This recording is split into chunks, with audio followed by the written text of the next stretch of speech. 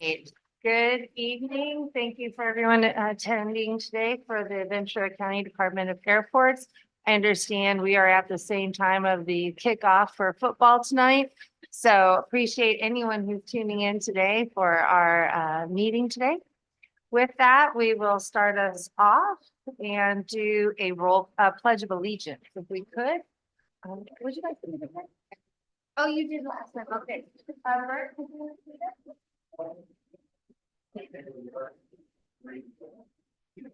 Pledge allegiance to the flag of the United States of America and to the republic for which it stands, one nation under God, indivisible, with liberty and justice for all. No, I appreciate that. Next up, we'll have our roll call. Good evening, authorities. For Camarillo Authority, Chair Kelly Long, Here. Supervisor Vianney Lopez, Here. Vice Chair Tony Tremblay, Council Member Susan Santangelo, Here. and Public Member Scott Bear. Here. Thank you. We have a quorum for Camarillo. Great. For Oxnard? For Oxnard Authority, Supervisor Kelly Long, Here. Chair Vianney Lopez, Here. Council Member Bert Perello, Here.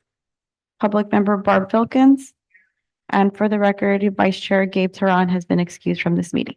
We have a quorum for Oxnard. Wonderful. Thank you. And our agenda review, are there any modifications or changes? Chairs, I just want to point out the change to the agenda format to kind of mirror the Board of Supervisors and streamline the agendas. Talking with both chairs, agreed to add consent as well as regular agenda items. Again, on the consent would be non-controversial and basic processes that we go through. So that's really the only change that we have in the agenda. Okay, thank you. And so we'll move on. We don't need a motion for that. What we do need is the approval for the minutes for July 11th, 2024. Are there any modifications for the Camarillo side? None? If not, a motion to approve. And a second, please.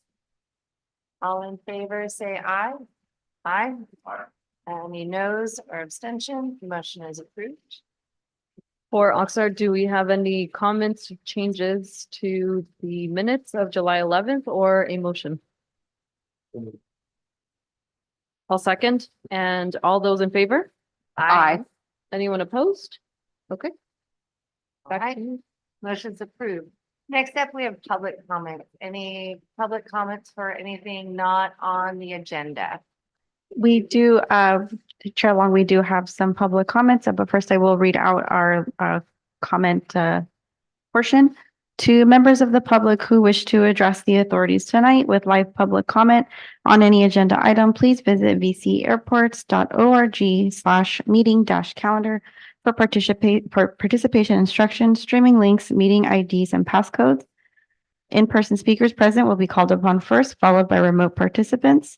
Speakers will be called to speak after the agenda item is presented. For in-person public comment, please fill out a speaker card and submit it to the secretary before the end of the public comment period.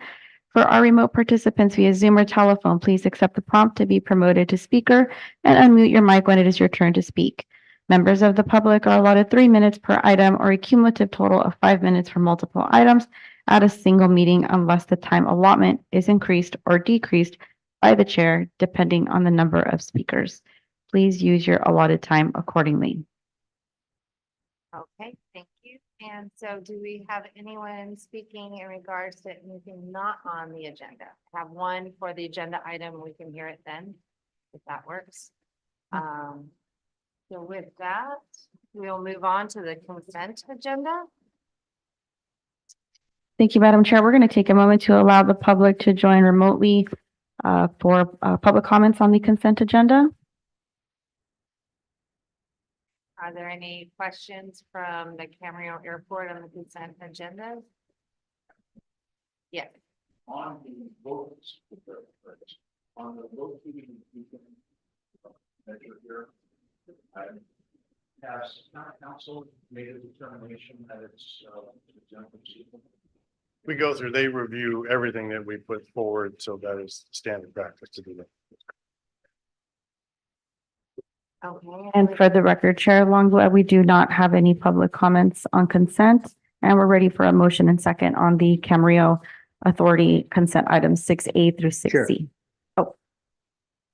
Yes, a question. I'd like to share with the board the question that was just asked. It's a great question. People may not understand. I serve as an alternate. I serve as an alternate for Mr. Tony Tremblay on the Fox Canyon Groundwater. There was an item on a meeting, very recent meeting where people wanted to approve things that were not in accordance with the county council. Multiple times they told them, don't do it. And Mr. Tremblay, to his credit, to the credit of whoever taught him and whoever he's working for, did a hell of a job in expressing his views and got them to not do the wrong thing. I want to thank Mr. Tremblay, and I think you needed to know that. Thank you. Okay, with that, motion to approve for Camarillo.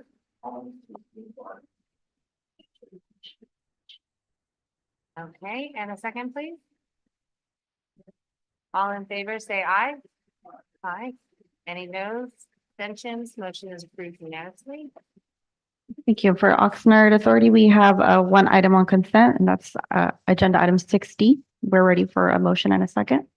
If there's no public comment or questions from directors, do we have a motion? All motion? Thank you. I second. Thank you. All those in favor? Aye. Anyone opposed or abstention? All right. Okay, fabulous. So next up we have is our Camarillo Authority, and we have it, the approval and award of consulting services contract to Kaufman Associates. So I'll just open this item up before Dave Napie from our office will come up and give a quick presentation on the item. This is a reminder that the County Board of Supervisors, Supervisors Long and Lopez, as well as City Council from Camarillo, Mayor Tremblay and Councilmember Santangelo.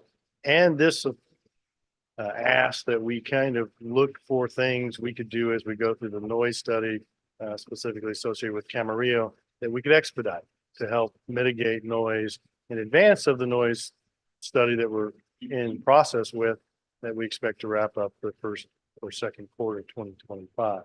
So we gave two meetings ago, this authority said, let's get moving on something. We came back last meeting with a recommended item, and Dave will give an update of where we are on that item. Thank you.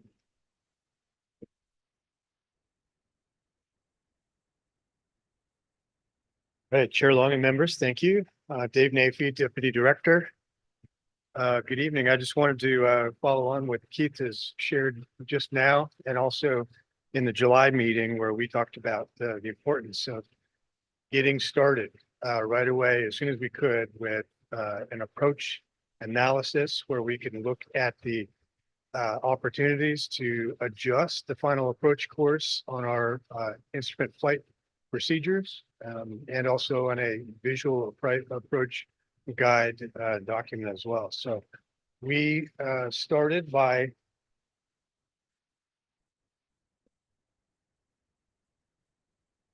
have to put the slide, sorry. We started with putting together a 5-person panel, and that's made of stakeholders. We did had one member of Old Town neighborhood. We had a corporate pilot based here at Camarillo Airport. We had a general aviation pilot and Oxnard Airport Authority member, Bart Filkins. We had the tower manager at Oxnard Airport, and then we had myself, so airport staff. So we listened to presentations from 3 different firms who expressed interest in conducting this study.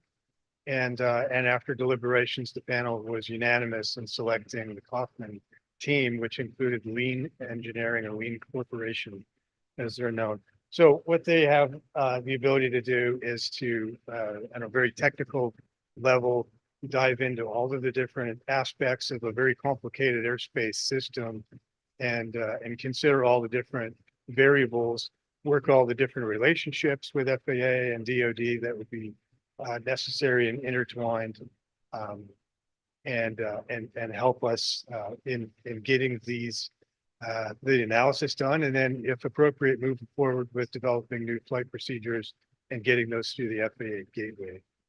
So that did work. So the overall objective, as I mentioned, is to analyze whether or not we can adjust the final approach course. And this is material that Director Freitas went over in July at greater detail. So I'm just kind of bouncing on the wave tops here. And then the approach procedure analysis would also consider whether or not we could raise the final approach course. And so that aircraft that go over the neighborhoods or adjacent to the neighborhoods might be just a little bit higher off the ground as they approach. And that has a couple of benefits. One is that they're higher from the receiver, but also they would be at a lower power setting because they're more coasting in. So we've got those two things as variables we can work with, and lean engineering is great at being able to help us there. So that graphic just shows the complicated aspect of it. We have Point Mugu that also is a factor there, and that's where DoD comes into play. You know, if that all happens together and aircraft are flying higher into Point Mugu, obviously we have other constituencies that would benefit from having that set of aircraft flying higher. So just go over the key benefits really quickly. We examine all flight procedures and potential benefits to flight paths. No question. Determine the viability of alternative procedures. You know, we want to make sure this makes sense, so we need to have experts help us in that regard. The coordination, preparing draft flight procedures, taking these procedures through the FAA's gateway, which is it's a fairly lengthy process. It's 1 to 3 years typically to get any one procedure through. So that's why the urgency of getting started on that. They can help us prepare visual aids and lead us through our community engagement process so that everybody understands the benefits. We can express those in real terms that people can understand and acquire that understanding. And then implementing the new procedures. So that's going on. So that's the instrument side of the deal, the visual. It's beautiful weather here in Camarillo. Lots of times pilots see where they're going as they approach. So giving them different visual cues also to work with. And this is in particular, this is in respect to jet pilots. They're the ones that are gathering the most complaints. So if you put a chart like this in the hands of a corporate pilot, and they can accept their instructions from air traffic control to fly something like this, then they can use visual cues on the ground to steer them on an approach course that may reduce the number of times that we're overflying these neighborhoods. And so what you're looking there is, and again, Keith provided this in July, but that's an approach chart for Monterey Airport, and where they use the Laguna Seca Raceway as a visual cue. They say fly to the left of that and then make your approach to the airport. That helps them avoid noise sensitive neighborhoods. So that's the kind of thing that we're looking for. That's the kind of thing that lean engineering can help us do. So takeaways: design and approval and publishing of new modified charts takes years. Lean engineering has the expertise that we're looking for, and we're looking to reduce the time that it takes to get these kinds of things implemented. So puts on the gas, as I've heard somebody say at one point. And in terms of timeline, there's a feasibility study that occurs in the first 18 months or so. We'll get through that and then get things into the gateway, the FAA gateway. Those are ushered through. And again, we're not waiting for the end of the Part 150 study, but it is cascading from that effort. We know it's coming, and so we wanted to get started right away. So with that, I think that's the last one. There you go. So now we're down to questions. Well, I really do appreciate getting this done faster than what we would be doing possibly with the FAA. So I think this is a good work, and I know the community members of Old Town, I'm sure they are very happy that we're doing this too. I want to open it up if there's any questions or comments that any of our directors would like. Go ahead. Okay. I just wanted, you touched on it really briefly, and I want to highlight it because I think it's important. That the composition of the group that made the decision to go with Kaufman and Lean included a member of Old Town. And I think that demonstrates the department's commitment to being transparent, working with Old Town, and fulfilling its promises to Old Town. So I wanted to commend you, Director Freitas, and the rest of the team. Okay, let's go down the line. I'll be somewhat redundant with Mr. Bear, but two things. Number one, I'm very appreciative of County Department of Airports moving forward on this expeditiously. I know it costs some money to do so. And I'm very appreciative of the engagement we've had in selecting or recommending the selection of the consultant. Just in terms of the transparency engagement, it's really appreciated. Secondly, I think the breadth of the elements of the tasking elements that are in Lean's August 23, it's attachment 1 to Exhibit A. I think those are all excellent and very broad. They certainly encompass additional things in addition to what you've been able to summarize in the PowerPoint. So again, I think it's very well put together. I'm very appreciative of the Department of Airports.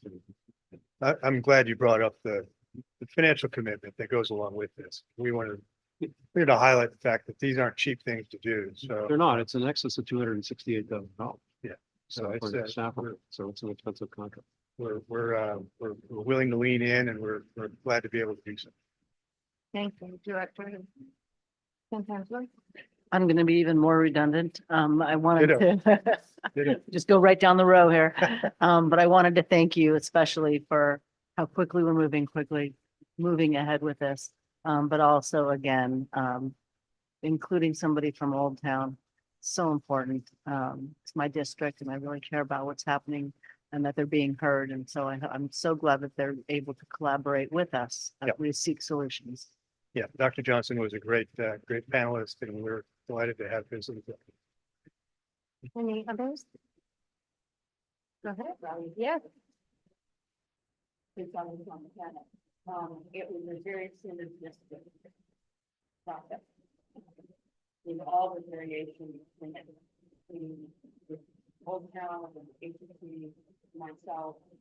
And I think we all came to a well-rounded conclusion, and I just hope that. Wonderful. Okay, and with that, do we have any public comments? We have no public comments on this item. Okay, then I'm hopeful to get a motion for staff recommendation. I'll move that we approve the contract. And authorize Director of Airports, all of that's on the screen. All of 6E, yes, Thank you. or 7E. I don't want to miss anything. Great, so it's been first and second. All in favor, say aye. Aye. Any noes or abstention? Motion is passed unanimously, so thank you. Thank you, everybody. Thank you. Next up, we're very happy to have our Ventura County Assessor in the house today for this item. I'll just do a quick introduction. We, as you know, worked for many years to come to new agreements with our private hangar tenants. Spent 8 years getting to that point. With that came some changes to what we call possessor interest to our tenants, 235 tenants between Oxnard and Camarillo. And when that happened, there was a lot of questions that came to the airport and came to the tax assessor's office. So we reached out to Keith Taylor, and he's brought Travis with him. They're going to do a little update and answer some of the questions that we heard from the tenants. Thank you. Thank you. Welcome, Keith and Travis. Thank you. Thank you. Good evening, Chair Long, members of the board. My name is Keith Taylor, Ventura County Assessor. I'm going to introduce Travis Ekema again, my Chief Deputy Assessor. We're delighted to be here with you tonight to explain to you how possessory interests are assessed at the Camarillo Airport and the Oxnard Airport. Basically, interest is an assessment on the beneficial use of government property. So that is regardless of whether the federal government owns it, the city, a state, or the county has it. There is possessory interest that we assess to that property. When doing so, we follow the California Constitution, the Revenue and Taxation Code, and follow guidelines and rules from the Board of Equalization.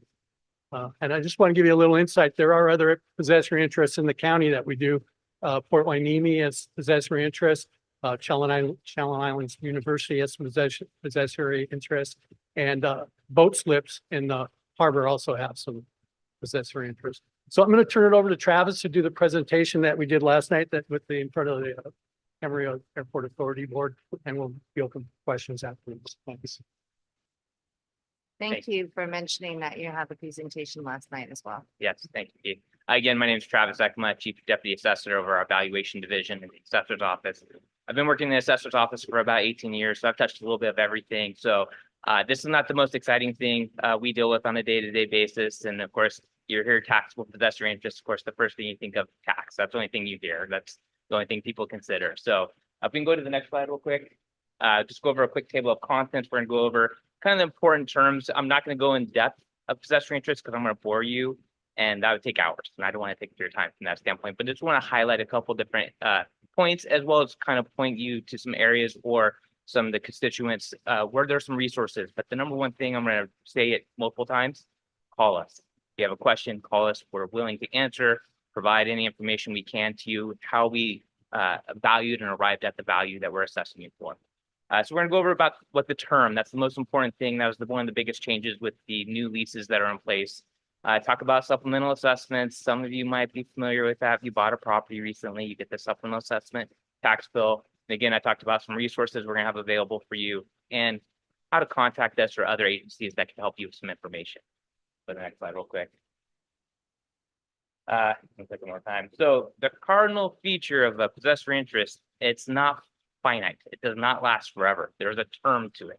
That means, hey, the government's saying, hey, you can use this property for X amount of years or X amount of time. And so we have to use that term to be able to establish, that's one of the cardinal features, is establish the term so we can say, what's the value of that possessory interest? Now, one of the things we have is that, of course, then the longer the term, the higher the value.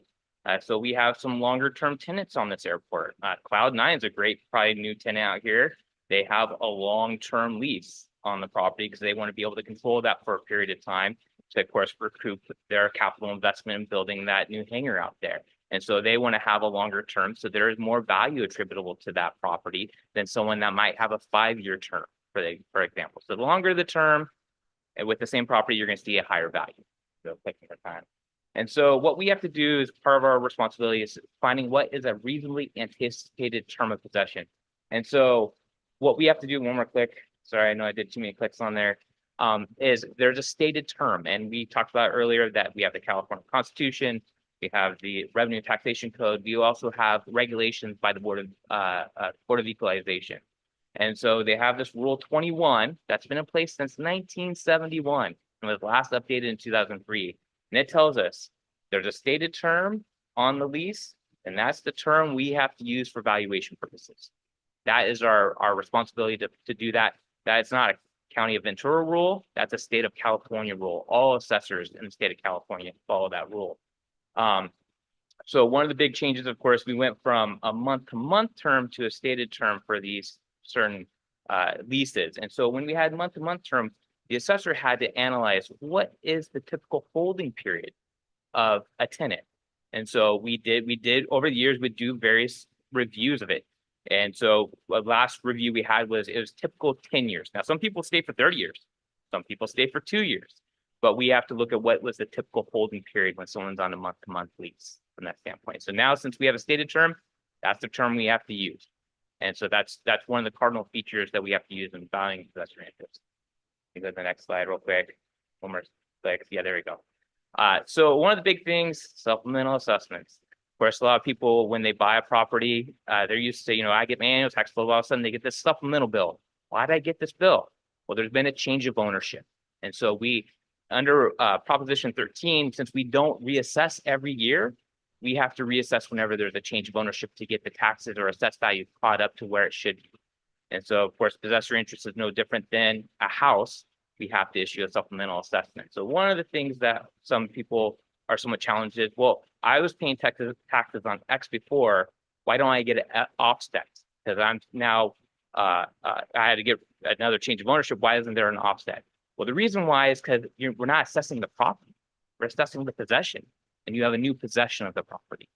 It's kind of giving you an example. There's actually, there are landing rights, and we assess those. If there's a plane that has landing rights, and that's the only thing they can do is land and take off, those are landing rights that are assessable. Well, the property is the runway, right? You could have 100 planes with landing rights. Well, they each would have a separate assessment by us from that standpoint. So just kind of highlight that we're assessing possession, not the property. The next slide real quick.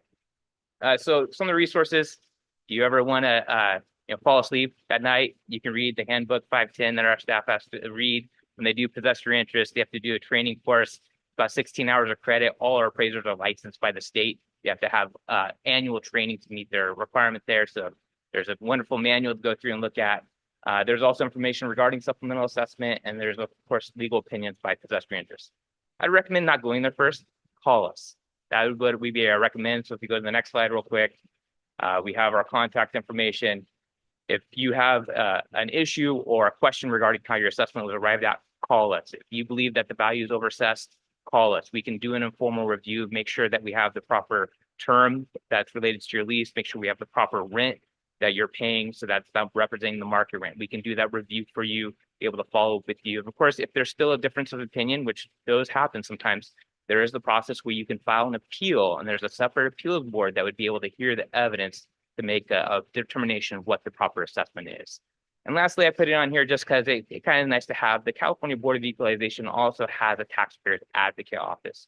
So if you ever believe, hey, the assessor's not doing something right, or the county of Ventura is not doing something right, the clerk of the board is not doing something right, there is another oversight mechanism to make sure that we are doing the job correctly from that standpoint. So again, I know I went through a lot really quickly, but again, I want to end. If there's a question, give us a call. I can hopefully answer some questions here today if you have any, but thank you very much.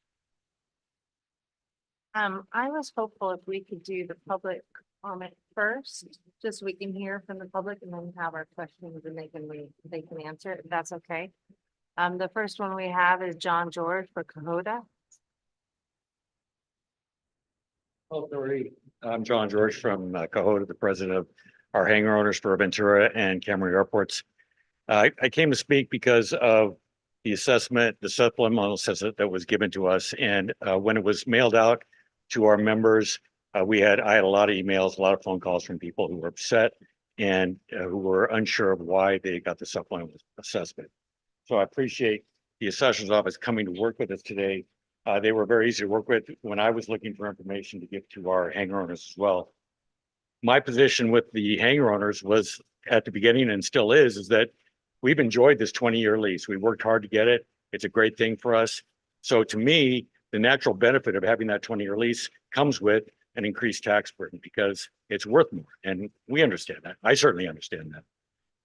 But in the course of looking at the methods that the assessor's office used, a couple of interesting and I think questionable practices came up that were highlighted.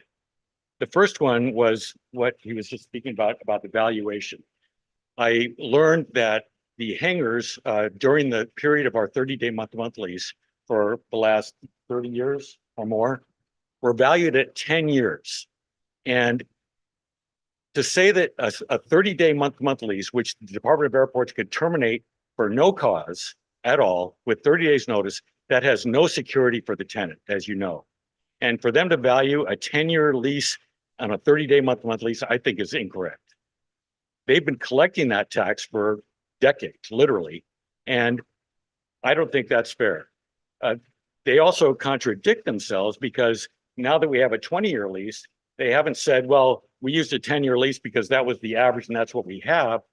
Now they say, well, now you have a 20-year lease, and I understand that's what your BOE dictate says, but how can you contradict yourself by saying a 10-year lease value for a 30-day month-to-month lease now becomes a 20-year value for the same group of people, the same lease period? It doesn't make sense to me.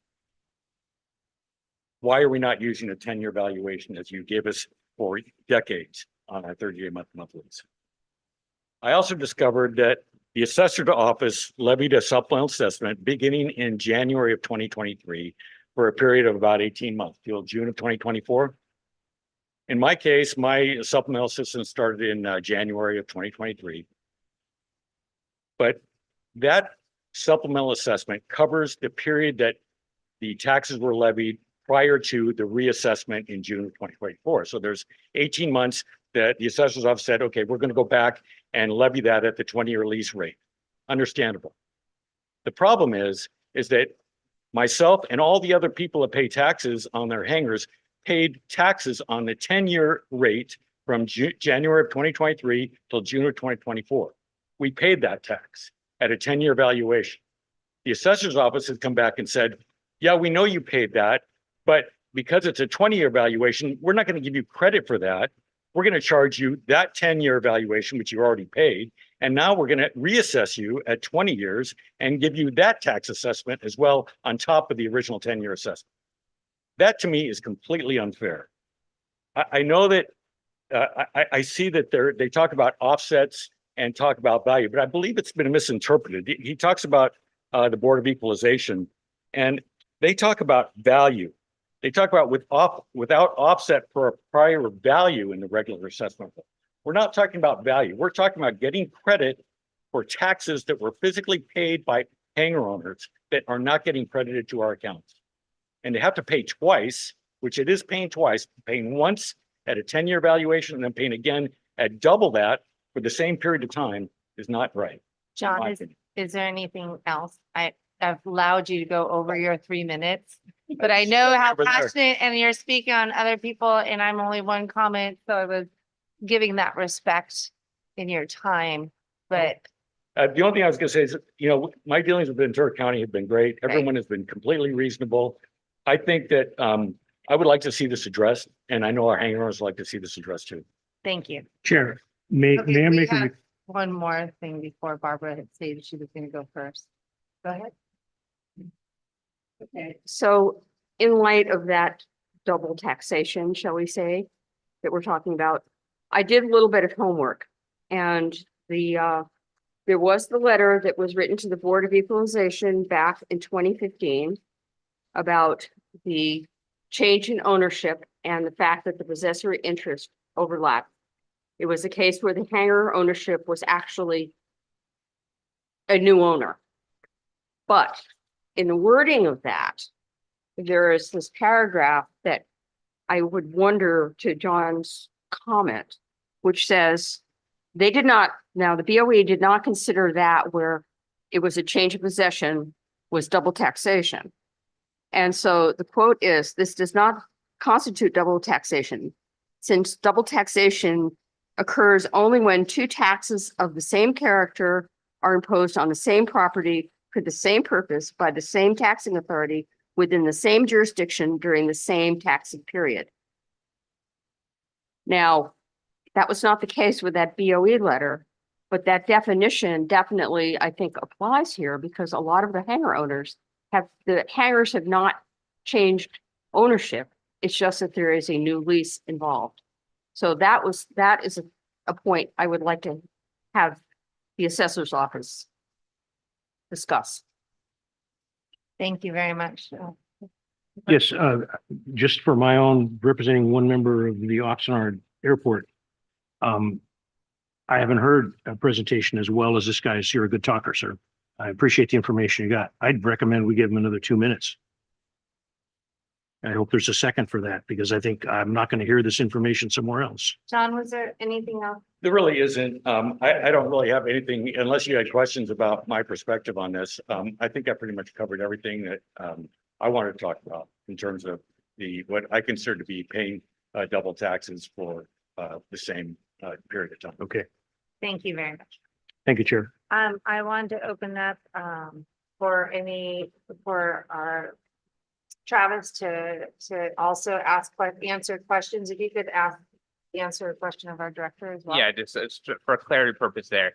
So of course, we know the proper course of action if there's a dispute or regarding double taxation. there is a mechanism to file an appeal, file if you get denied, file a claim for refund, and then have a basically file court action against the assessor or the board if they made that decision that we're improperly assessing a property for taxes. That's something that we follow based on that board letter, as well as there are assessment surveys done of counties. And in those surveys, they make recommendations to counties on how they should process these types of events. And so that's how we're processing it. The one thing I want to carve out about the 10-year term versus the 20-year term, one of the advantages actually of having a stated term now is you have a 20-year term. Well, after 18 years, how many more years do you have? You have 2 years, right? And so we're going to have to start doing annual reviews as the term declines. And that's going to reduce their tax liability. Before, when it was month to month, every year was like, they have it for 10 years, they have it for 10 years, they have it for 10 years. And now with a 20-year term, you go, they have it for 20, they have it for 19, they have it for 18, 17, and so forth.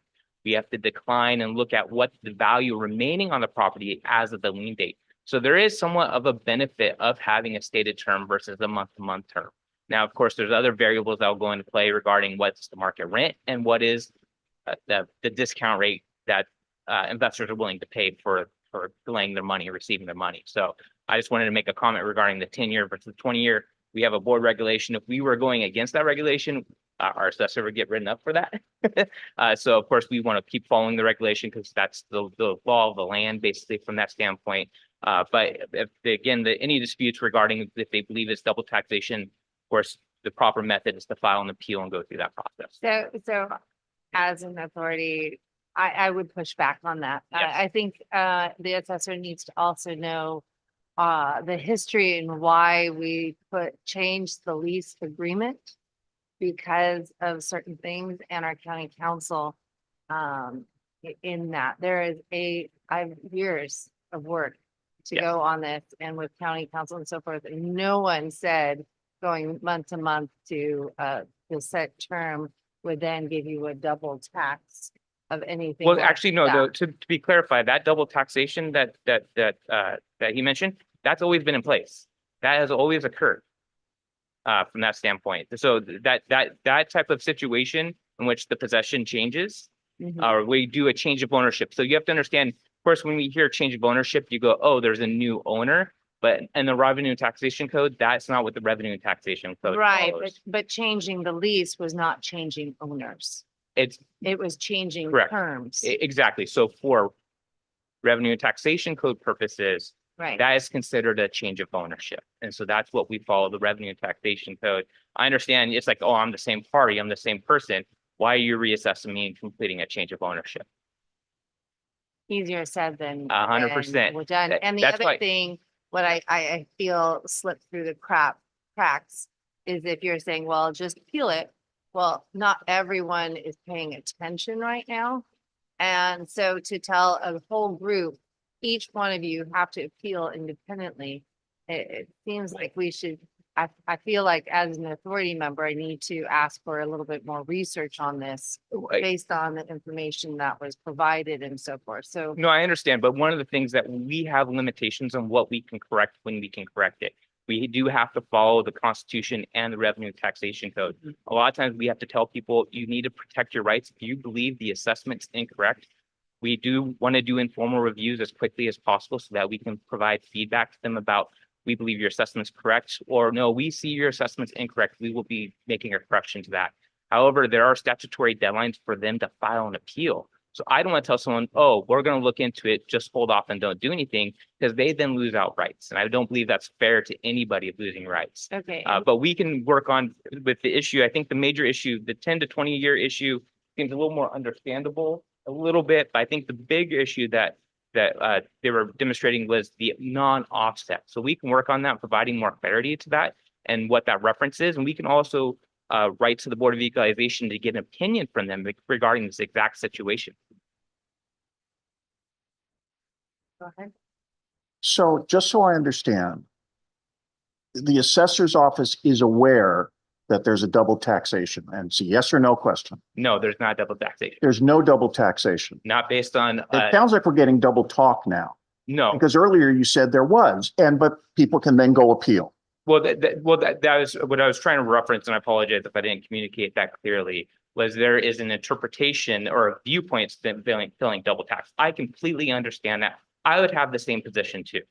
I personally, myself, but understanding what the law is and what that court case is and how we've applied it through the history as well as with other county assessors, this is how they do it. So if we're doing it wrong, you're saying the state of California, all the assessors are doing it wrong in the state of California. And so, I'm sorry to interrupt. Yes. When you talk about there's a mechanism for appeal, I got one of those letters and there's a section in the back that talks about the appeal. Is there anything in that section that says if you think you've been double taxed, you should appeal? Yes or no? it says if you believe, I understand it says if you believe the assessment was wrong. Yeah. Is there anything in that section that says if you believe you were double taxed, you should appeal this? so I It's a think, simple question, yes or no? no, it does not. And I think I'll make it clear here because you bring up a great question that kind of creates the complexity to the situation. The assessor doesn't tax. I know we said earlier the tax assessor. We are not the tax assessor. And this is, I understand this is very common. It is complicated, but we assess valuations. We send those valuations to the auditor. The auditor calculates the taxes. The tax collector sends out the tax bill. Yes. So it's not just us. I don't know what the taxes are. I know what the assessment is and what the value is going to be to the property from the standpoint. Are you aware of anything by the tax collector, by the assessor, or anyone in Ventura County that informed hangar owners that they potentially have been double taxed? Through official communication? Any communication, official communication, newsletter, smoke signals, anything? No. So you have a bunch of hangar owners, most of them who are non-lawyers, who don't know their way around the taxation and revenue code, who don't know their way around the Constitution, and somehow they're expected to understand that they have to go and file an appeal because there might have been double taxation? Do you think that's fair? No, do you think that's fair? Do you think that's fair to 200 and some odd county residents who are paying taxes and aren't lawyers and don't know their way around the revenue and taxation code? So what I preference, and I'm fine with this. I completely understand it. And I know there's a lot of emotion here for that. And I completely understand that. I believe there are a lot of things in the law and the code that are very challenging. To my in-laws, they don't understand supplemental tax until I had to explain it to them. There's a lot of things that we're not all lawyers. I 100% agree with you 100% that there is not clarity in the law. As we know, who writes the law? Not the assessor, right? So we understand there's challenges with the law and we want to work here to work with you as the board, as well as the hangar owners, so we can get clarity on the situation. So we completely understand that. I'm glad this is more highlighted now because this issue was more about the term, in my opinion, and that's what we were here to talk more about, the term and how the value changed, not necessarily about the taxation issue where there's no offset on the supplemental assessment. So the appeal period's run, the letters have gone out, the 60 days or whatever it was has run. Is there any mechanism to go before the Board of Supervisors, members of the public, and seek to have that deadline extended? So now that this issue has been highlighted and people are aware of it, they might want to file appeals. Yeah. Is that mechanism available to go seek an extension or a reinstatement of the deadline, maybe another 60 days down the road? I think that's something we would have to consult with our counsel. Would your office be opposed to it? I'll have to leave that to Mr. Taylor. It's really just a question of fundamental fairness to 200 and some odd people who have been potentially double taxed. To address that issue, I would not be opposed to it, but I think to kind of go back and understand what's going on is we do try to communicate to the owner of the hangars when the values change. We send out a letter talking about that. And please call us if you don't understand. And there's also information again about filing that appeal on there. But as Travis mentioned earlier, we want the property owners, possession owners to call us to talk about it and understand what's going on. And if that interpretation is that they feel they're paying a double tax, they can certainly appeal it. We could look into it with the Board of Equalization. We can get some kind of guidelines from them on why there's some court cases probably that have occurred on that and why the board feels the way they do with their decisions towards these possessory interests. They are a unique property, obviously, And one of the things they don't consider in the possession of those properties is a proration of that tax bill. And that goes back again to the way the did the law, created the law on the possessor interest and how the law authorities looked at the possessor interest as a different way of not owning actually real property, but possessing a portion of government-owned property. And I understand all of that, but my concern is a fundamental fairness question. And we've already identified that nowhere have the hangar owners up until recently, until Mr. George identified this issue. The hangar owners have not been informed that there's a potential double taxation issue. And when all of this came to light, the statute had, or the deadline for appealing had already run. So I think in terms of fundamental fairness, if the Board of Supervisors approves, if we can get a motion before the board and they approve, we should give, this issue should be publicized, first of all, and there should be another 60-day window so hangar owners can appeal it. And that would be something I believe they would want to work out with the clerk of the board, because they're the ones that manages appeals and whether the ballot filings or not. So I'm not against that at all. If they want to extend it for those members and the clerk of the board will accept them, that's fine with us. We want to have the ability for the property owners to have a fair and voice their opinion on what they think is right. But what's the I'm still grappling with this question. What's the justification for the hangar owners having paid the 10-year, the taxes, possessory interest tax based on this creation of a 10-year term, and then layered on top of that, they're paying for the 20-year term? How can that be justified? Well, it's basically based on the lease or signing a new lease, which is changing the term of that possession. And that's the law that requires us to reassess the property. But they've already paid, in that scenario, they've already paid half the taxes. Right. And so why are they now being assessed the full boat for that period of time when half of it's already been paid? Well, they're getting a supplemental based on the time that the new lease went into effect. I'm not sure what the data is there, but that is a period of time in that fiscal year that they got assessed for the new portion, the 20-year lease, and they had paid they've been assessed for the 10 years for the whole fiscal year prior to that. And again, that's part of the law that says we don't create this supplemental refund to the prior owner because of that proration.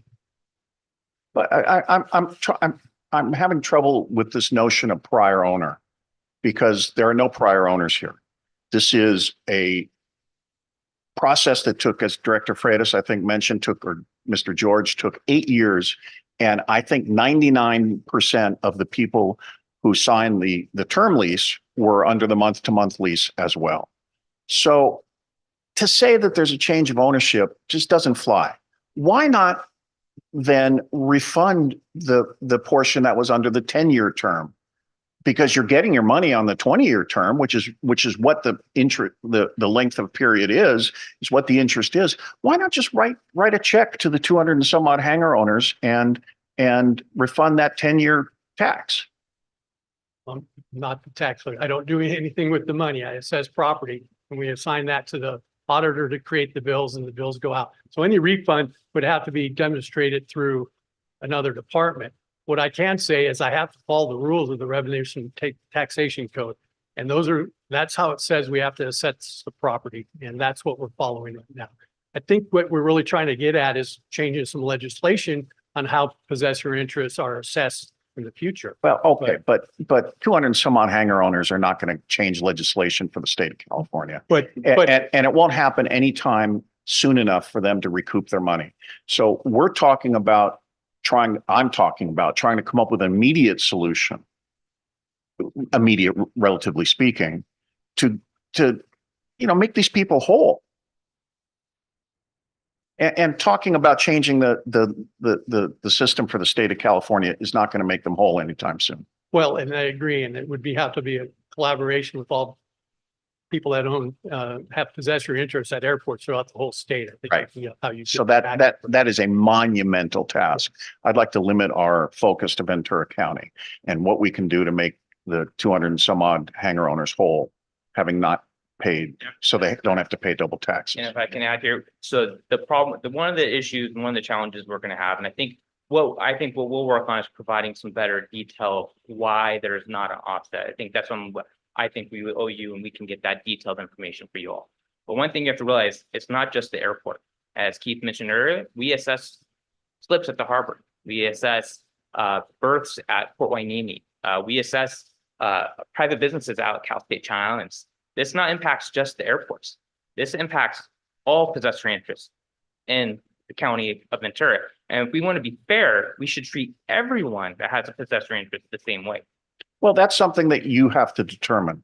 Our focus and my focus as the public member representing the public, in my view, and the public here includes 200 and some odd hangar owners, is what can we do for the hangar owners here? Now, if that then gets broadened out to boat owners and other people with possessory interest, great.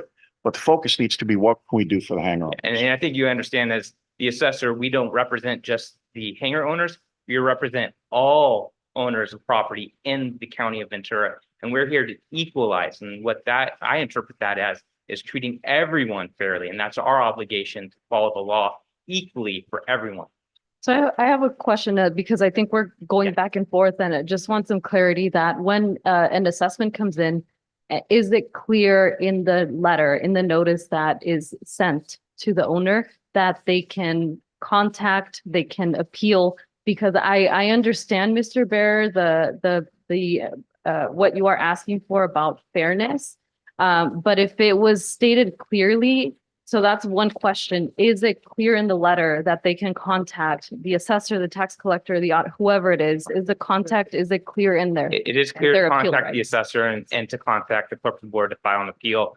This is not a Ventura County forum. This is a Board of Equalization approved form by the board members of the equalization that we're required to use to notice whenever the supplemental assessment. Well, and I, Sorry, I had another question. Yeah. So do you have a sense of how many people contacted you regarding this? I do not have those numbers right now for me. But there were contacts to Yes. the office? Yes. Okay, thank you. thank you. I just Director Tremblay. want to add to that Oh, go though, ahead. too. Not only does the letter we send out, but the tax bill also has the same information. So they try to get out there as much as they can, that there's some rights for the taxpayers. Director Tremblay. Thank you, Madam Chair. So when I went to law school 41 years ago, I took a semester of tax, and it was enough to convince me to never practice tax law. Thank God I went in a different direction in my law practice. But there's both, strikes me just sitting here listening to this, and I'd like to suggest perhaps a path forward on this. There's both, from a due process standpoint, there's both a procedural due process aspect and a substantive due process aspect. And here's what I'm thinking. First of all, in terms of the formal type of appeal process, it's my understanding it's basically threefold. You do an appeal. If the taxpayer believes that the appeal is unsuccessful, then they go ahead and they file a government claim under the government code. And if that claim is denied, then they have the option, if they so choose, to file a judicial action. So that's set in stone. Nothing you can do on that. But I think Mr. Bearer asked the first question that I was going to ask, and I'm glad that he did. And it revolves around the ability of the Board of Supervisors to extend or waive, actually extend, I'll just leave it not as a waiver, but to extend the time sua sponte on their own under the code to extend the time for an appeal. And sorry, I went to the Latin, but basically it's for the board has the statutory, does this board have a statutory ability to do this? So from a procedural standpoint, if the board does have that ability, then my thought would be, given the, and I'm not casting stones, I think there's just a lack of clarity here. From a substantive standpoint, it's not clear to me what the constitutional or statutory citations are, or out of, what is it, Handbook 510? Or any Board of Equalization practice guidelines or guidance to county assessors is relative to these particularly, I think you labeled the first one, the quote unquote, the non-offset issue, right? And the second is the 10 versus 20 year issue. There may be some citations or maybe some authority that sitting here I am not aware of, nor would I be generally anyway, not my area of practice. But that I think would be worthwhile for the assessor's office to take a look at, and then to come up with a letter or an FAQ that says, here's the authority. First of all, have the Board of Supervisors extend the time for appeal for 60 days from the release of a letter or further clarification document by the assessor's office that says, here's our authority as to these questions.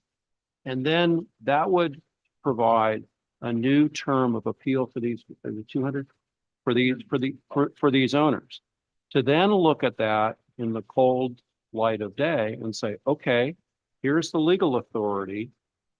Do I, as a hangar owner, want to go ahead and file an appeal and go through that process, which is entirely up to them. But basically, it's doing a little bit more on the procedural due process side to provide people with a little more information, and on the substantive side to also provide them with the authority. And I'm not casting any stones at the assessor's office or at anybody. It just, I'm interested in having more clarity on this. I don't know if county council, and I'm really out of my element here because I'm just a city guy.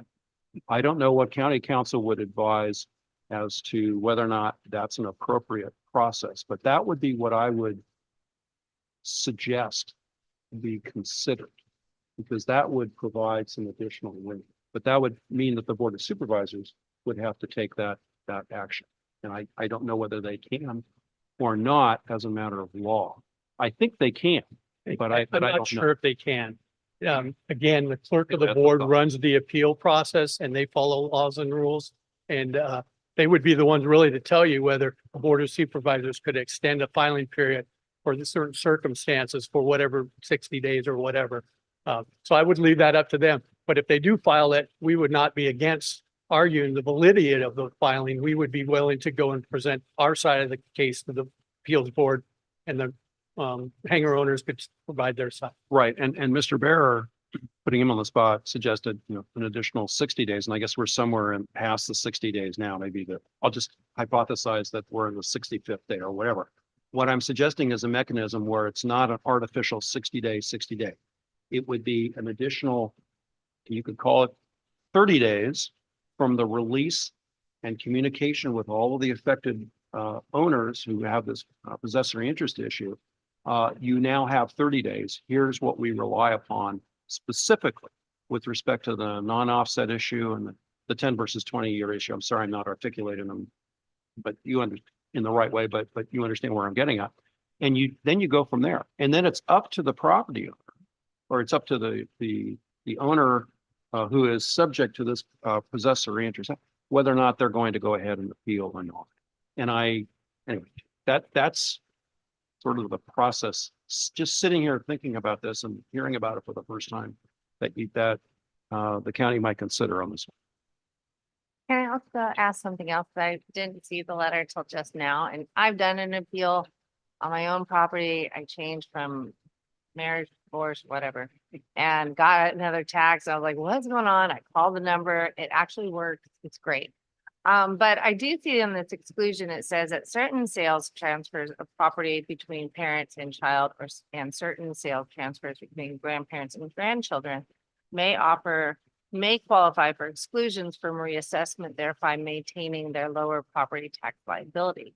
You had said earlier, if I was listening correct, that because you went from month to month to a standard, that was a change in property, but you're doing it to yourself, which I'm wondering if it could fit within this exclusion. part here. Because it's the same owners, they're agreeing to sign a different contract, but it's the same contract. And we're going from the 10-year idea to the 20-year. And I'm wondering if there's any way of making sure that at least from our county council side, that could we fit within that exclusion or not for these 240? That's what I'm wondering. Unfortunately not. That's Prop 19 and it only applies to residential property. Only Between parent and residential. residential property. So, Yeah, so residential property between parent, child or grandparent and grandchild. And Prop 19 also applies to real property if you wanted to take your old base year value with you to a new property, Residential, principal residence. your principal place of residence. okay, but not any, okay. Thank you. I appreciate that clarity in case anyone had that question. And one last one. I did. I'm looking at the right to appeal language in the letter. And it says you have the right to a formal appeal of the assessment, which involves, and then it goes through the process. It doesn't talk about the potential for double taxation. So based on what, sort of picking up on what Mayor Tremblay said, there's a fundamental due process issue here. If the hangar owners aren't aware of the potential issue, they're not going to exercise their rights within 60 days of June 24th. Well, I don't think they said it was a double tax. Well, the I issue of a understood- double I understood tax, the the issue of a interpretation as potential a double double tax. Right. So I just think from a fundamental fairness perspective, allowing people to, and Mayor Tremblay's idea of an FAQ is really good. It should include not just the assessor, but the tax collector also. Once that's published and mailed out to everybody who got the supplemental tax bill, give them 30 days to now file an appeal if they think there's a problem. So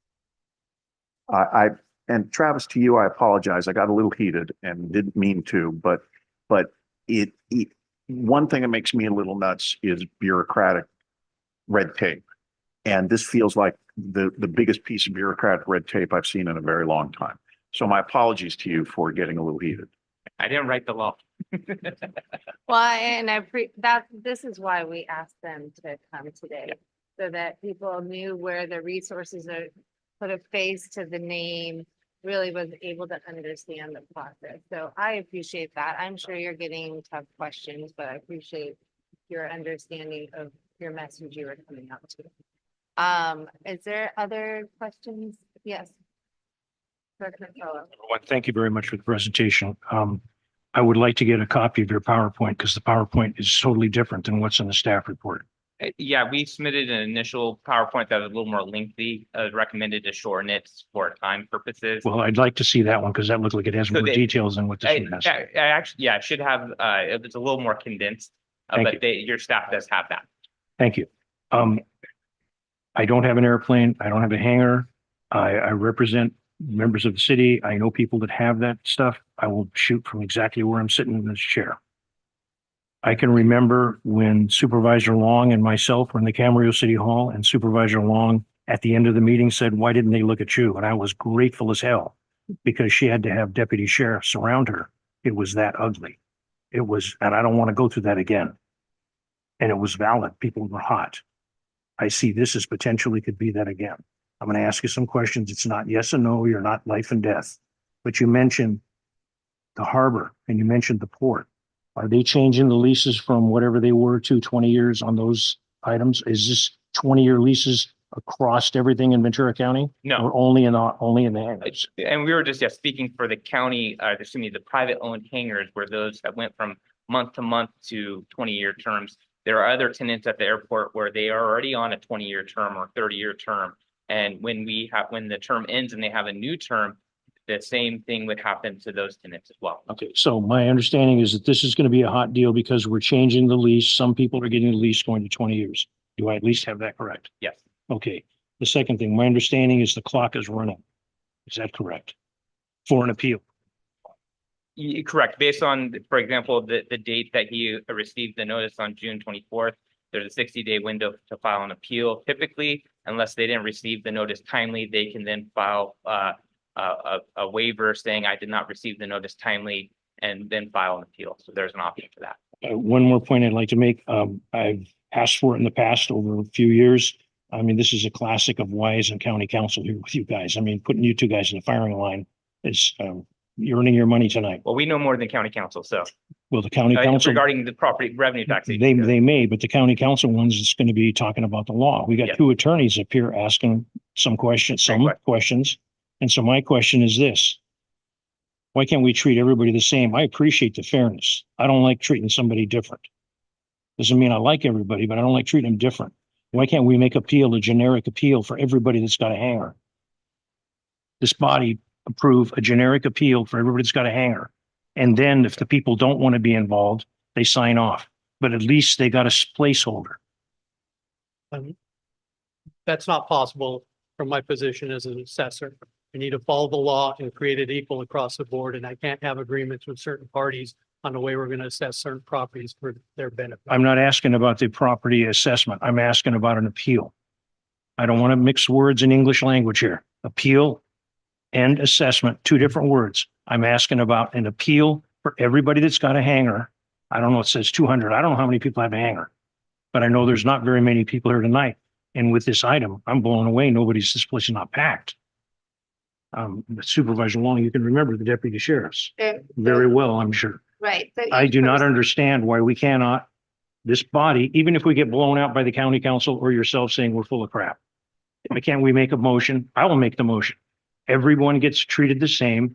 We make an appeal for John Doe, Mary Doe that has a hanger, and the appeal goes, and we attempt, if the gentleman is correct, the clocks run out, we're already screwed. I'm trying to make it so that we don't have a mess in the future.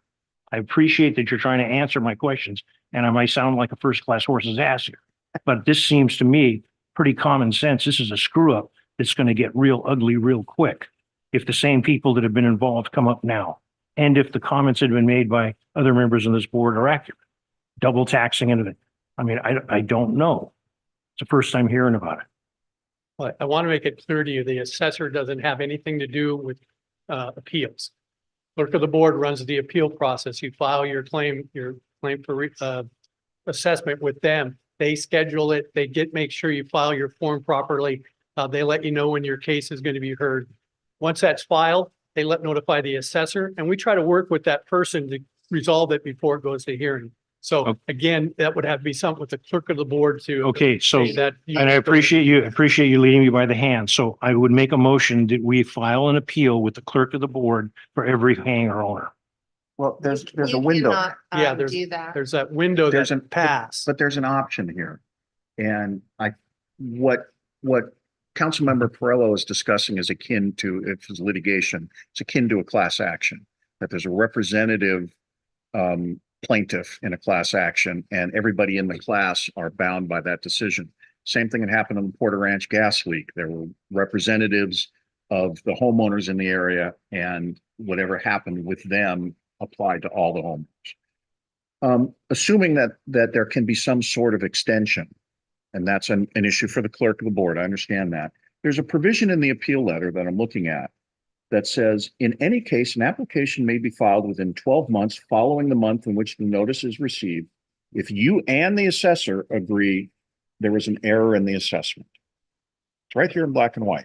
So if you run one person through as an appellant and that person is successful, would you not then agree that there was a mistake made? And then that opens up the appeal period right here in the letter. I would have to say it would depend on that decision by the board of what that mistake was. But yes, if it would be something that was egregious on our part, we would make that adjustment. So then it sounds like there may be a way forward here without having 200 people file appeals. And Councilmember Perrello's idea of having one person as the sort of guinea pig, if that's the right phrase, might solve or at least break this logjam. Well, I would suggest that Cahoda talk with our assessor and handle it in that manner. There's not a motion that can be made from this authority to do any of that. We are not property owners. And so that's not something that we personally as a body can do from my understanding. This is a receive and file the presentation. and providing all the information which people can contact our assessor and our tax collector. Am I correct on that? Yes. Okay. Supervisor Lopez. Thank you. Even though the deadline to file an appeal has already passed, is there an opportunity for you to still review an assessment? So would it be fair to ask for that to be done? And if it is determined that there was an error made, then we can pursue the next steps, the next action at the board level. If we can start there. Yeah, so just to add, Supervisor Lopez, correct. The assessor has up to 4 years to make a correction to a supplemental assessment. If we believe that it was incorrect or an error, we can correct that unilaterally on our own. So I think that's something that Mr. Taylor and I believe that we want to make sure that, I think Mayor Tremblay had a great suggestion, have the FAQ lined out with the either Constitution, statutory code, or the rules and regulations for court cases that why we're doing this and how we're doing this, so that clarity and transparency is there for these hangar owners and that are receiving the supplemental assessment for possessory interest. I think that's very valuable. Yeah. Supervisor. Somebody. Is there anything else? Okay, just a couple of additional observations. As I recall, a public entity, I'm not talking now about the appeal. I'm talking about the filing of a government claim, commonly known as tort claim, following that administrative appeal period expiring. The public entity board has the right under the government code to approve the filing of a late claim. And I'm pretty sure county council would advise you that, but I'm just a city guy, I'm not county council. If that's the case, then by the same concept, you got the ability, I think, to, that should apply to an appeal period that has expired. See, I'm just not quite sure what the legal basis is for and I'm sorry, I don't know what the legal basis is for the clerk of the board to decide whether or not, or for that period of appeal. In other words, if you don't do it by the 60th day, is there some statutory authority that the clerk of the board is relying upon to say you can't file appeal? But even if there was some basis for that, I think under the government tort claim act, under the government code, you could still, the board of supervisors could still say, well, wait a minute, we're going to go ahead and extend this. So what I'm trying to say is, I think there should be a mechanism by which the county or the board of supervisors could say, let's extend this out. Let's do the FAQ with some additional research. And then we can give the property owner each of the 200, all individually, whether or not they in fact want to pursue something on their own. And if they do, they do. If they don't, they don't. And life, things move on. But I think that's at least a process that you could employ. Thanks, Madam Chair. Thank you. Any other comments? I really do appreciate. Can I Yes, address please, that go real ahead. quick? Yes. So there are the regular assessments come out too. And so what we were talking about was the supplementals and the 60 days to appeal. The regular bills that come out, they have from July 2nd to September 15th to file an appeal on that. But that's not retroactive back to the supplemental value. It's currently on what we would call our 1/1/2024 roll. So they could appeal on that, and it would basically win on that. It would be respectively going forward with that change in value. Well, I think that kind of answers your question. There is another mechanism to go forward. It just doesn't go back to the date that we reassess it for that change in term possession. All right. Well, thank you very much. This is a receive and file, so I don't believe there's a vote that needs to be done on this one. So thank you very much. And I appreciate there's a lot of passion that goes along with this. And I think it trailed even more to the 8 years of the lease and the changes and all of that. So I just want to put that into place as well. Chair, I have one more question. if I Yeah. can. How do we know unless we take some action that the rest of the board of supervisors even looks at this? We only have 2 supervisors here. There's 5 total. How do we even know the other 3 even look at this meeting and entertain these questions that are being asked unless we take some kind of an action? I'm talking with an elected right here. Well, he's not the elected is going to have a vote. He is the elected. I know he's the elected, but he's not the elected that's going to have a vote at the Board of Supervisors. The electors, assessor's office. He is in charge of the assessing. Board of Supervisors isn't in charge of that. My understanding. That's correct. I mean, again, that's why I'm saying you need to contact the clerk of the board Yes. to understand if there's some provision to allow an extension of that filing period. I'd like to make a motion to contact the clerk of the board to do as you led me by the hand, what needed to be said to put in there. And I hope I get a second. If I don't, I'll feel at least comfortable going down in flames because this is enough. Okay, Camarillo, did you have a question? No, I have a response. Okay. Madam Chair, and Mr. Perlow, I certainly understand where you're coming from. The difficulty that I have from a Brown Act standpoint, not only do I think that the authority lacks legal standing, but I'll take my lawyer hat off. Actually, I'm going to keep it on. For purposes of the Brown Act, this is a receive and file. So I don't think we have, as the authority, the ability to adopt a motion and make it an action item. I wish we had county council here. We don't. But my concern is that we would be doing something that isn't allowed by our agenda. And much as I appreciate everything that you're saying. And if I can add to that, Chair Long, if I could just ask for follow-up. I think there's been enough stated for both direction or requests of our county assessor and from our director for some follow-up items. And I think that I believe that would be sufficient and ask for information back when appropriate in the future. That's fine with us. We can do that, Paul. Thank you very much. I appreciate it. Thank you. And we do understand it's a passionate thing when people have property and pay property taxes.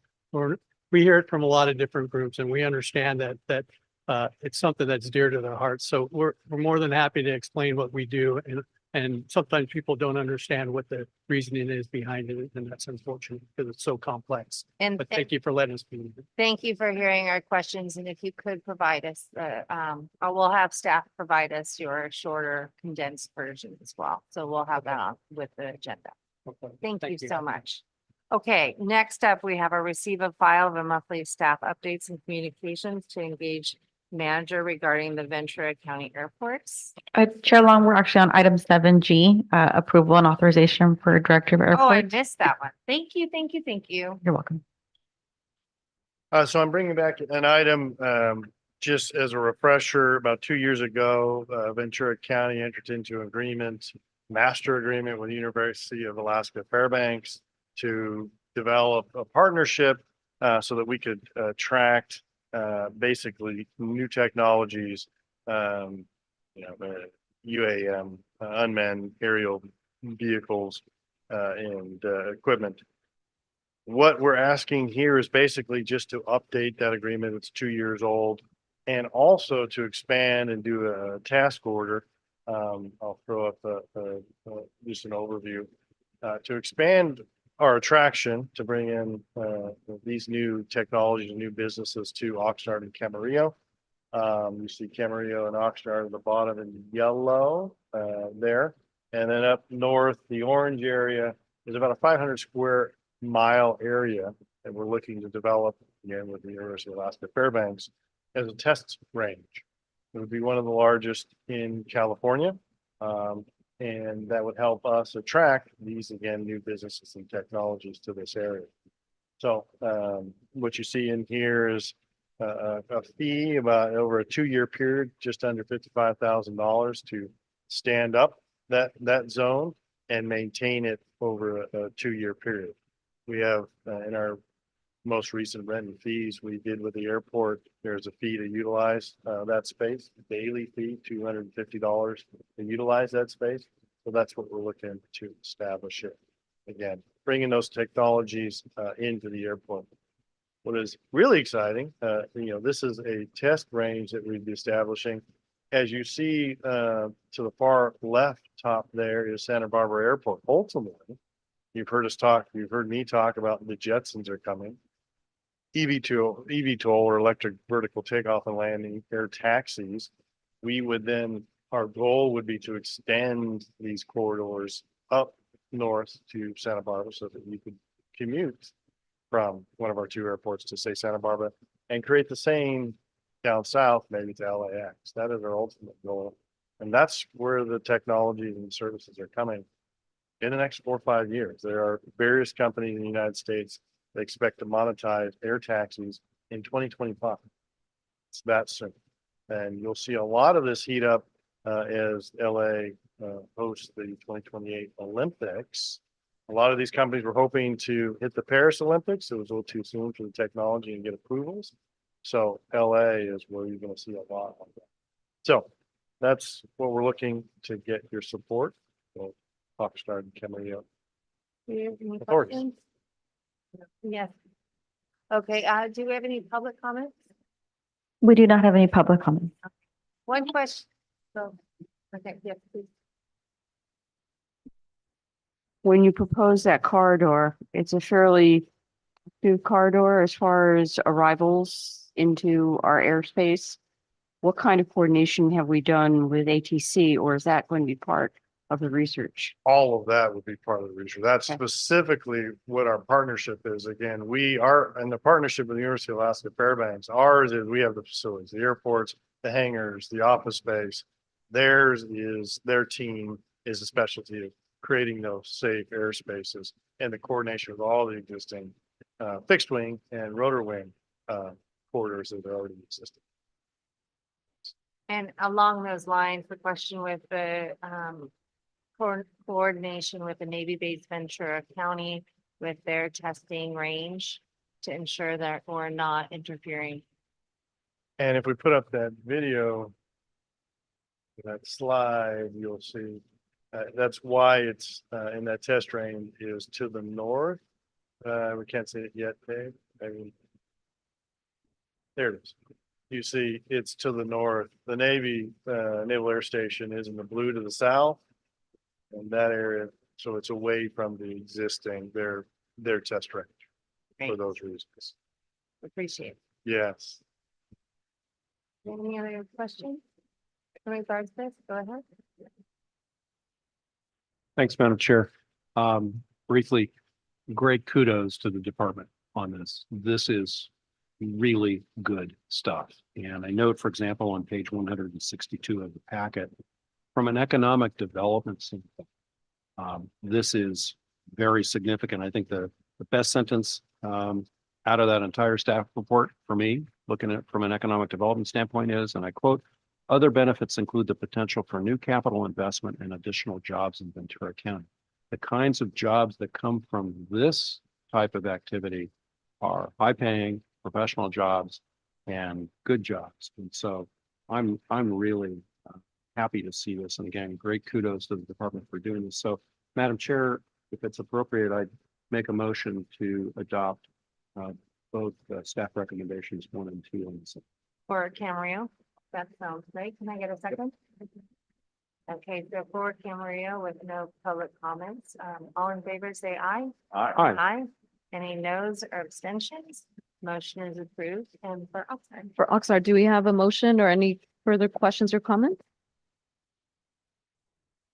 Second. Thank you. All those in favor? Aye. Anyone opposed or abstention? Okay, thank you. There we go. Now we'll go to our receive and file our monthly staff update and communications engagement manager regarding the Ventura County Airport. Good evening to you all. I'm Jeanette Haregi, Communications and Engagement Manager and Public Information Officer for the Department of Airports.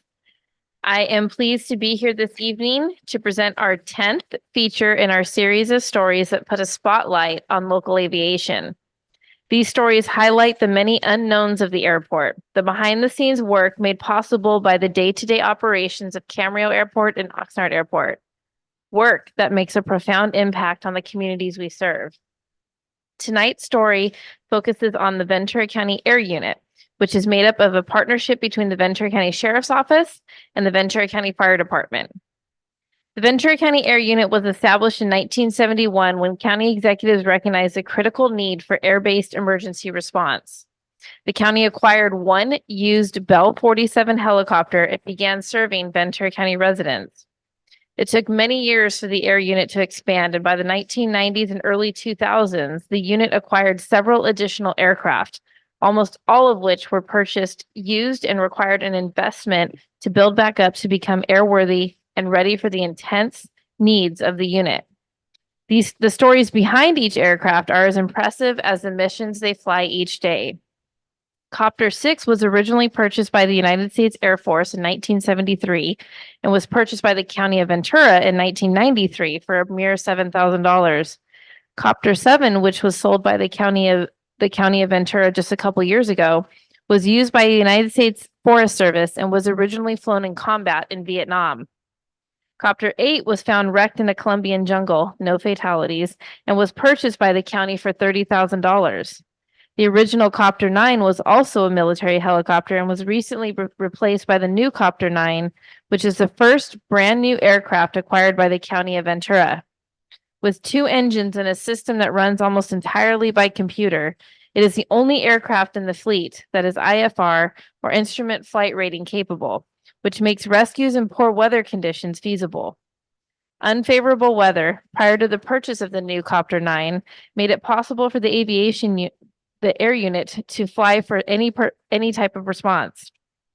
Copter 3, which is a Bell 206, was also purchased used and serves the law enforcement side of the air unit because of its high definition infrared camera and video capabilities. 2 Blackhawks turned Firehawks round out the fleet, each carrying tanks that can hold 800 gallons of water and a small rescue crew, depending on the need.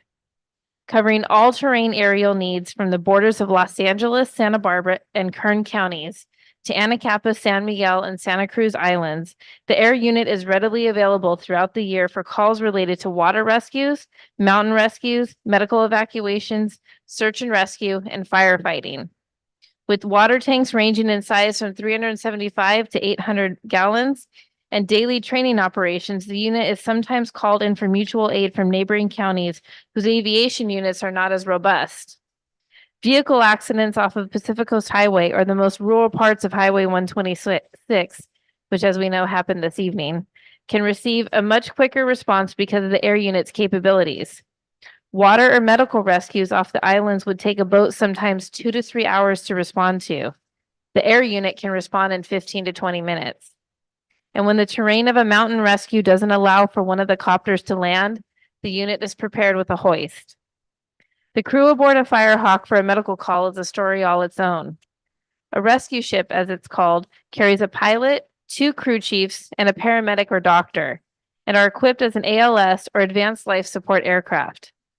As for the paramedics and doctors on board, they are volunteers who rotate their service on their off time. Firefighting efforts might arguably be the most noticed work of the air unit. With an increase in fires in Ventura County, often in the hillsides and nearby mountains, the air unit works tirelessly to combat these fires before they threaten residential communities.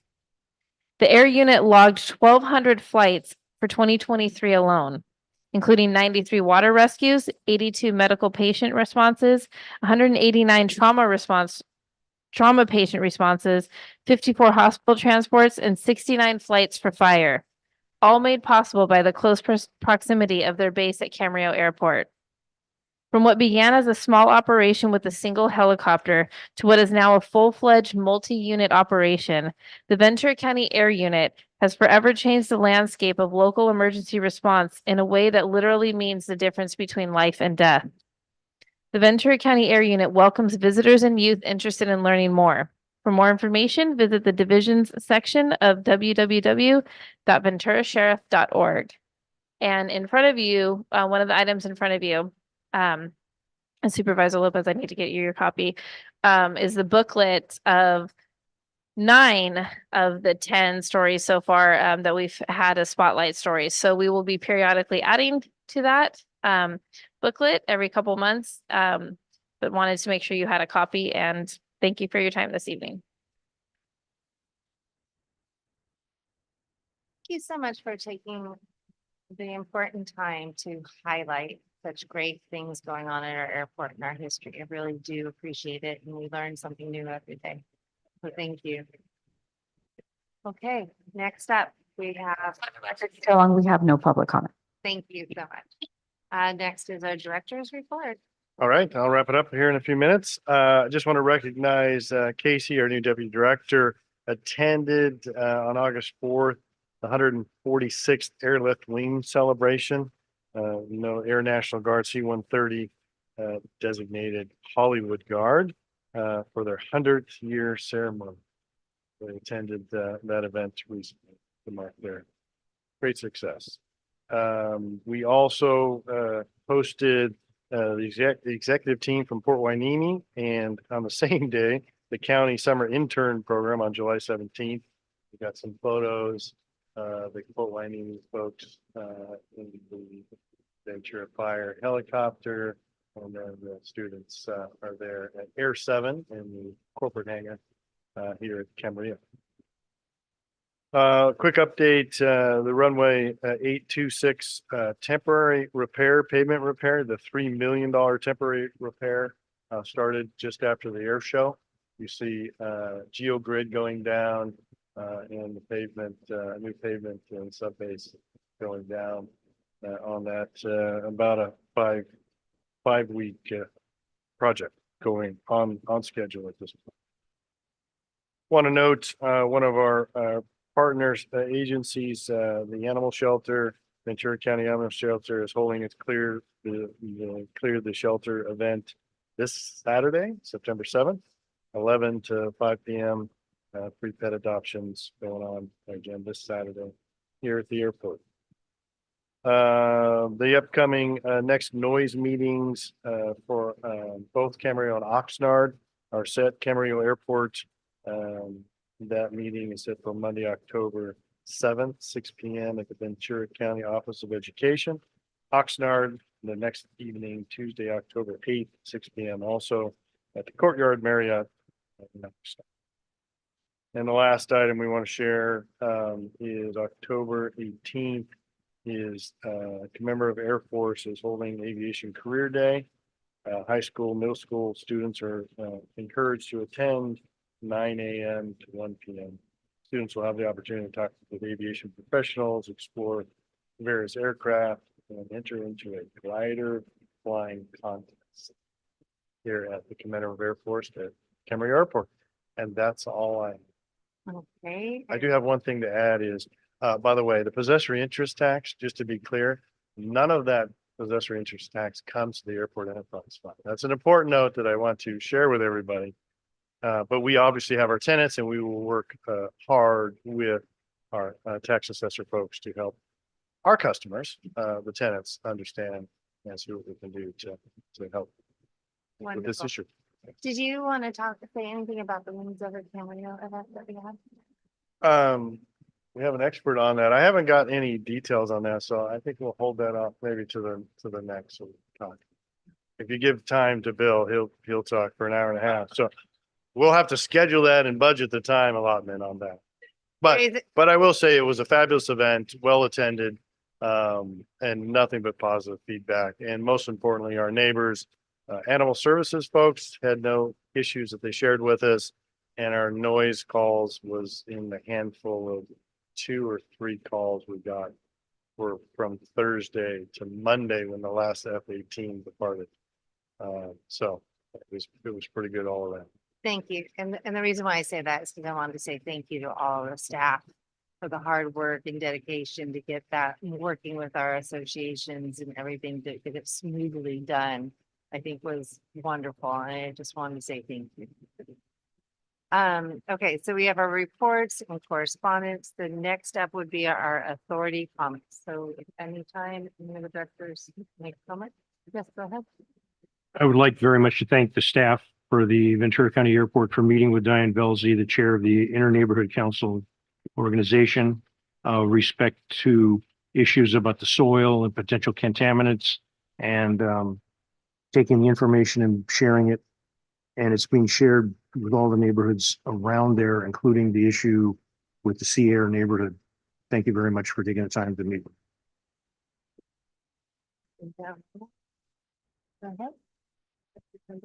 Thank you, Madam Chair. Three brief items.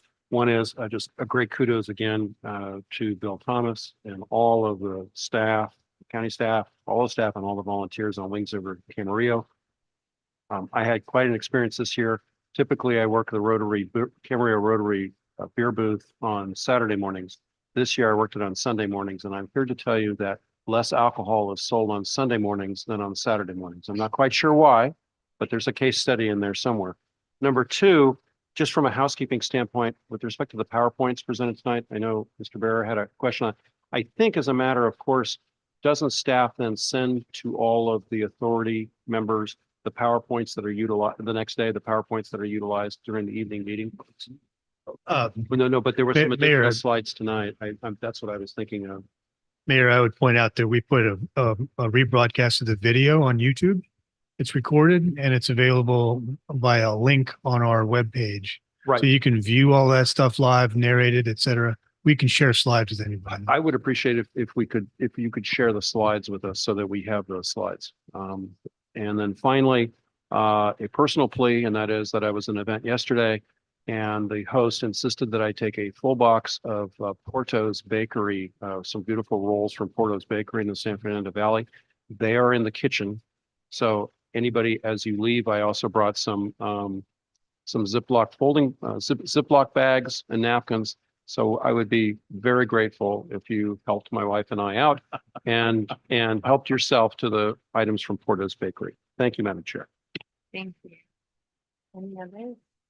Okay, well, I just, again, thank you for the Wings of Camarillo was such a highlight for Ventura County. Not only our Ventura County airports, but the city of Camarillo and all. There are so many that attended. I appreciate working with the parking, all of that. So many of our businesses and just the STEM and just all of it was just phenomenal. I just want to say thank you to everyone for being a part of it in whatever way you were a part of it. It was fabulous. So the pyrotechs was great. It really did feel like you were back in war.